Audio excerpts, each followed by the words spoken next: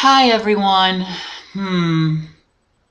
So I realized something as I was thinking about the videos I've been making lately about Adam and Degrassi, which is that maybe some people genuinely don't realize how incredibly toxic the current media environment is for trans kids.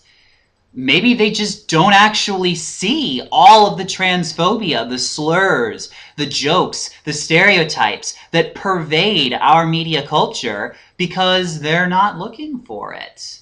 Because they've spent most of their lives seeing it and having no one call them out on it. Well, now I get to. Yay! So here's the thing.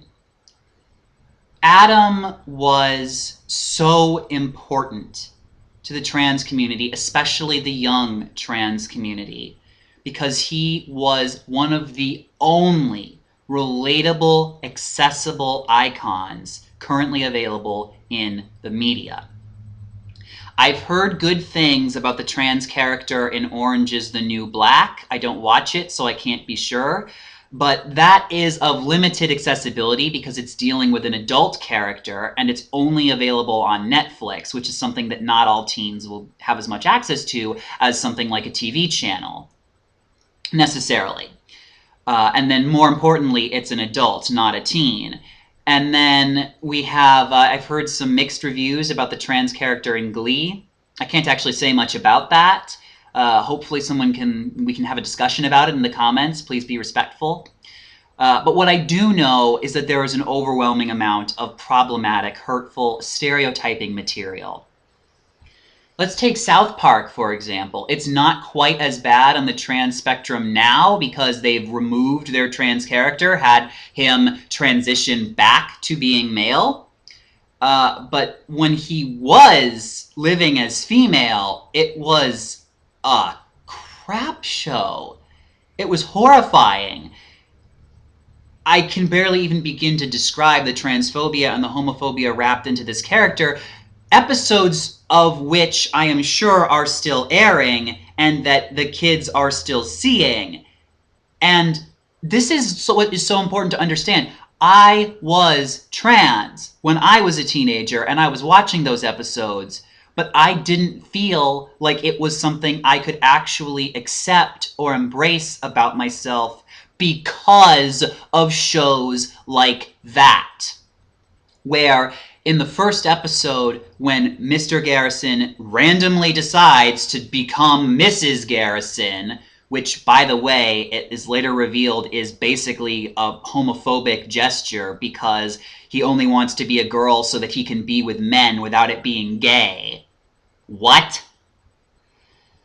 Anyway, he decides to have a sex change and just gets one, which is impossible. It doesn't work that way. But on top of that, they actually show graphic, disturbing footage of real life surgeries to reconstruct people's genitals. Now, I can't even fathom what the point of that was, except to disgust and appall us. But why? Why would you need to do that? A sexual organ reassignment surgery, a genital reconstruction surgery. That's the best term, genital reconstruction surgery.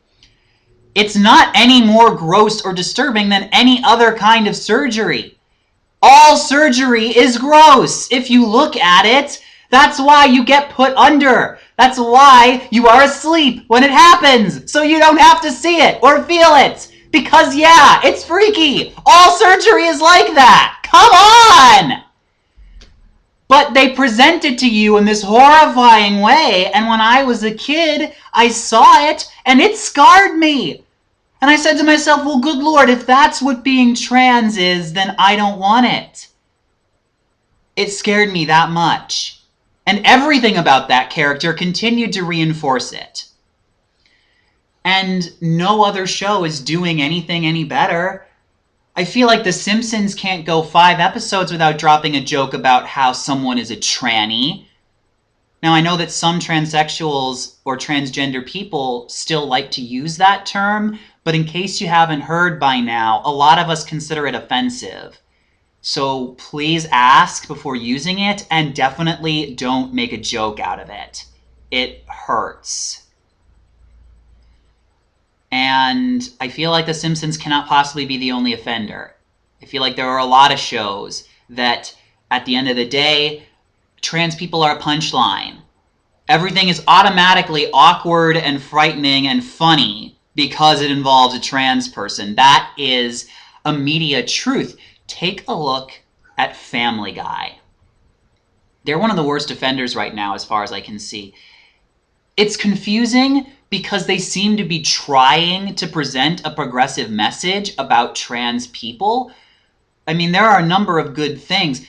Particularly, there's a recurring trans character, Quagmire's father. And that right there is actually a good thing, because Quagmire's biological father is a trans woman.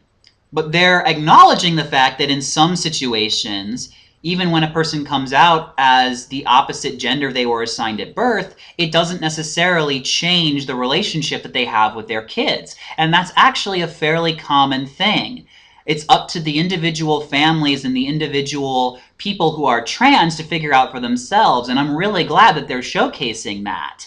There's actually a very sensitive moment in one of the episodes when Quagmire's father is first introduced as a trans woman, where she and Quagmire come to a peaceful understanding of each other about her happiness and how they're still father and son.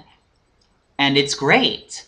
But it's bookended with this absolutely ridiculous, horrible, reactionary stuff. Brian has sex with this character, whose name is Ida. He has sex with Ida, and then when he finds out that Ida is actually a trans woman and not a cis woman, he spends a minute and a half vomiting.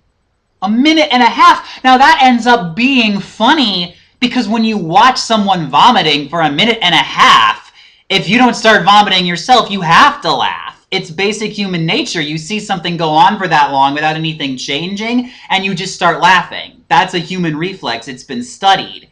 But what that does is it links in our mind that overreacting to a trans person's sexual identity is funny. And it's not.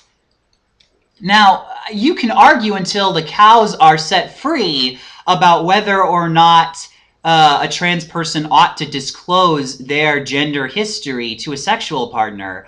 I have mixed feelings about it myself. But whether Ida should have disclosed or not, the reaction seemed a bit much. And then later, Quagmire beats him up. And I don't know if he beats him up because Quagmire hates Brian, because he does. And that would be kind of, that would almost be, you know, I hate the violence on that show. It's too much. But some kind of defense of his father would actually be very sweet. Since he doesn't like Brian, and Brian often seems to break people's hearts. So I would almost understand it from that perspective, but it ends up being so violent and so without context that we're left to end up feeling like this is just more sexual violence in reaction to someone trans daring to have sex. And especially because the whole fight ends with Brian sort of triumphantly claiming this sexual conquest, further reducing trans people to a sexual object for men to bicker over.